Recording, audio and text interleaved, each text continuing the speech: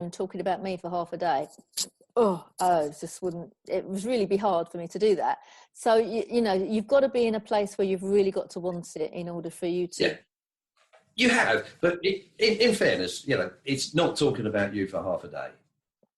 The first hour or so is you telling stories about times when things were absolutely brilliant. Okay. Yeah. After that, then we get into the process of pulling out some words that were going on and get you thinking about what was actually happening during those times when things were brilliant. Mm. And then we get into the slightly intuitive, you know, energy woo-woo side of things, where we get a short list of 4 words. Mm. And we use those to spark the intuitive arrival at the words that actually describe what you do. And you end up with, the phrase you end up with is a verb and a noun. Right. So it's an ing verb, you know, so like an active verb. Yep. Yeah. Doing word. And I always describe it as an ing and a thing. Yeah. Yeah. So they are always doing something to, with, or for something. Mm. So mine is encouraging potential. Other collaborators that you know are igniting dreams. Mm. It's nice. Interrupting perspective. Really? Yeah. That's cool. You're going to have to guess who those are. Oh, I know those ones. I've heard those before. You know those ones, do you? An inspiring catalyzing transformation. What was that? Catalyzing transformation. Ooh, yeah. And obviously you know inciting awesomeness. I would say inspiring, but it's inciting, isn't it? What's the difference? Inciting.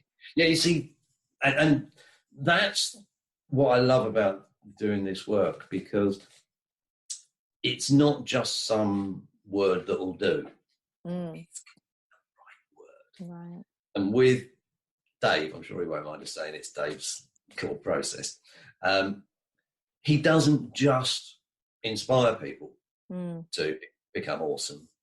He does actually kind of challenge them and dare them to be. Yeah. Something a bit further on. Yeah. Yeah, there's a little bit more of the oomph in the way that he does it that brings that out.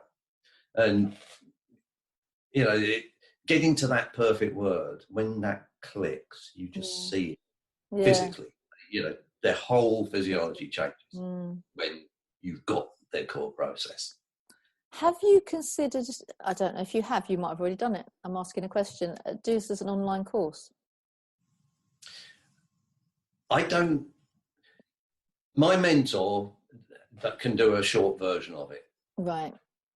I don't think it will work as well. No. Oh, it definitely wouldn't work as well, but I was just thinking, what might people... And my concern is that once people latch onto a phrase, they can't really let that phrase go.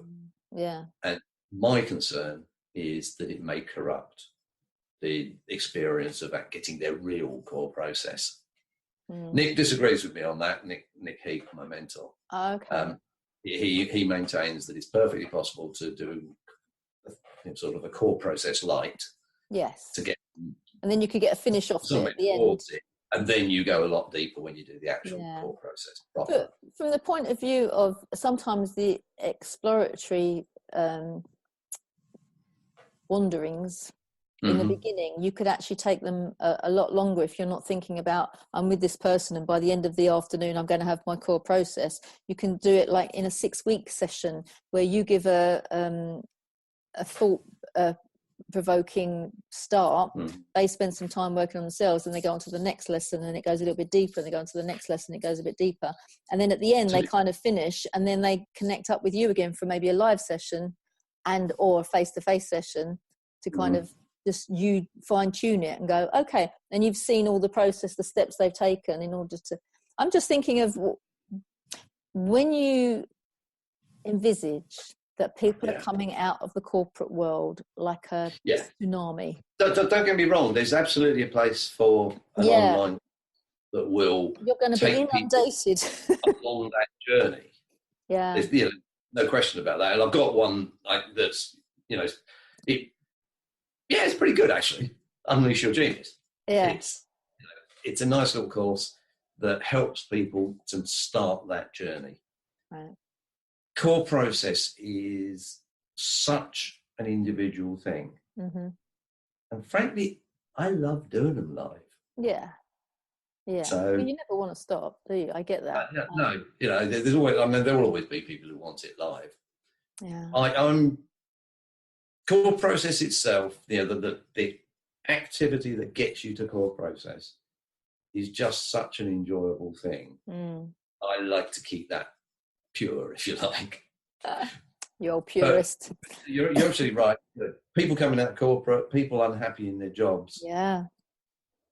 An online course that will allow them to at least scratch the surface and get them thinking about it and realising that. Yeah, with an online course, you can go reasonably deep. Yeah. People are willing to do it. Have you come across, Mind Valley? Yeah. There's on there, one of their experts is a guy called John Butcher, and he has what he calls his life book.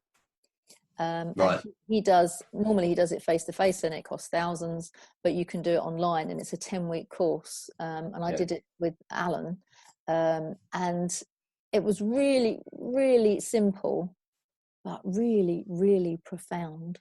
Yeah. Without him saying a word, and all he did was, I think, 3 live Q&A sessions. So you're there with like 1,000 other people on the line, and questions were coming up, and you're like, oh, I'm glad that question came up because I've asked that one, but he hasn't answered my one. But it was really clever on how you view your life, your family, your parenting styles, your emotions, your spirituality, your work life, everything that you could come across. But he has had this and it was very simple, really, really simple course, but it hit the button. And I just think that what you probably do in an afternoon is probably a 6-week online course for people in America who can't get to you, because there are going to be people all over the world that are changing the way they view their life, aren't they? Yeah, in fairness, I do core process over Zoom anyway. Right. It works perfectly well. Yeah. Doing it over Zoom. It's slightly better face to face. Yes. In the same room. Yeah. Because you're in each other's energy, but you can do it perfectly well over Skype or Zoom. Or not Skype these days. Skype's not much. It's a dirty word. Okay, well, mull that over, because if you start having an online course, you heard it here first, folks. No, there is an online course. It just needs tarting up a bit. Oh, go tart it up. Go tart it up, young man. So moving on swiftly, because I don't know if you realise we've been chatting for just about an hour.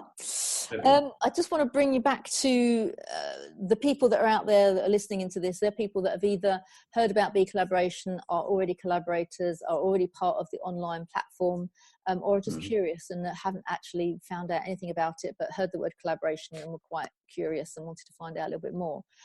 As one of our accomplices, you've been doing that for, 2 years now? Something like that? A bit longer, actually. Is it really? Oh, so quick, isn't it? Yeah. So you've got a lively little group over in Surrey. So I'd just like you to share your take on what made you kind of step up into your genius in order to lead these groups, and what's come out of it for you from a personal perspective. Cool. Well, what made me step up was I came over to Hartford because there used to only be Hartford. Yeah, good old days. For BeColl, and on there and then on the day I knew that I was going to join up. It was just like coming home. Oh, that's lovely. This is my people. Yeah. My kind of approach to life. So when there was the opportunity to take that out to a wider audience and spread the word a bit more, it just felt like the right thing to do to get involved and to become one of the hosts. And as you know, we had a go down on the south coast, but didn't quite started out really strong, didn't it? We had some fabulous meetings over there. Yeah, we had some great meetings down there. Yeah, we couldn't quite get the numbers up. We didn't. It didn't click into. Yeah. Yeah. Because I think as well at that time, because again that was a few years ago, three or 4 years ago, people didn't get what we were trying to achieve, did they? They didn't. And I think the other thing was, because I'm not actually on the South Coast. Yes, that didn't help. I was a bit too far off patch. Yeah. To maintain it and to encourage the right people to come along. Up here in Surrey, with Dave and I, we're constantly interacting with the people in the area. Yeah. And that does allow us to bring people along. You know, Simon, who joined recently, you know, I first met Simon years ago, and we've kind of, you know, bounced off around and seen each other now and then. And he's, you know, he knows Stuart, and so when he finally did come to a BeColl meeting, you know, he already knew us. Yeah. So it wasn't all brand new to him. Yeah. And, I was really pleased when he decided to. It's lovely, wasn't it? Yeah, you've had some really good members join over there recently, so looking forward to seeing what's going to happen with those guys. It's going to be brilliant. Yeah. Really strong group. But you also asked, you know, what do I get out of it? You know, apart from it being a really fun afternoon, and you know, just a really enjoyable time. Since I've been doing the accomplished role, I am so much more confident in an event environment than I ever used to be. I know now, you know, if there's something that needs doing around setting up an event, I can do it. Yeah. Because I've done it. You know, Dave and I, we don't plan massively. Don't tell me that.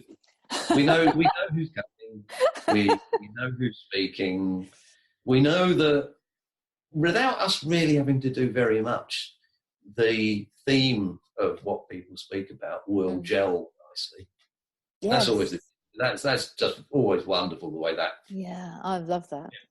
We don't say, this is the theme, so you must do something on that theme. To say, okay, so you want to do that as your know and be known. Lovely, thank you very much. Oh, that sounds like an interesting genius slot. Marvellous, thank you. Yeah. And oh, that's interesting. I wonder how we had that core value to look at today. And the whole thing falls together without us having to do anything to it. Yeah. So that ability to trust myself, I think what it is, that it allows me now to trust myself to be able to take whatever happens on the day and make it a really enjoyable meeting. Yeah. You know, for everybody there and for me. Yeah. And you know, you said this week, you used, it was last week you said it to me, you know, need a speaker in a couple of days' time. Yeah. And I was, you know, quite comfortable going, yeah, I can do that, not a problem. I've got material, I'll put it together in the right context and bang, off we go. Yeah. Years ago, I'd have needed 6 weeks' notice before I even dreamt of standing up in front of the room and sharing my stuff with them. Now, after having been an accomplice for a couple of years, it's just natural. You pull your sleeves up and go, come on then, let's do it. And you just get on with it. Yeah.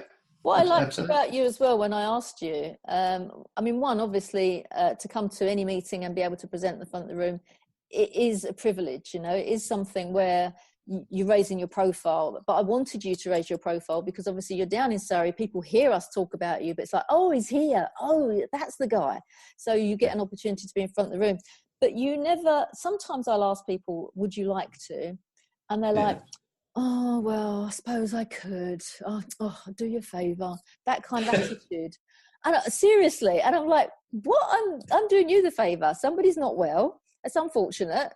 But you didn't make me feel like that. You're like, yeah, sure, no problem. It was like you wanted to do it because you appreciate the value of being in front of the room, but you never made me feel beholden that I had to kind of grovel, go, oh, is it all right? Do you mind? I know it's short notice. I'm really sorry. I didn't have to. I just said, do you fancy doing that? And you went, yeah, sure. Perfect, you know? And what you delivered as well, I've heard the core process conversation with the figure eight and all the rest of it. Yeah. But you still managed to take it another step on. There's always another aspect of the work that we do. Yeah, it's beautiful. You know, you could actually do the same presentation and people will get different stuff out of it. Yeah. But there's always a little tweak that you can make to how you present it and the exercise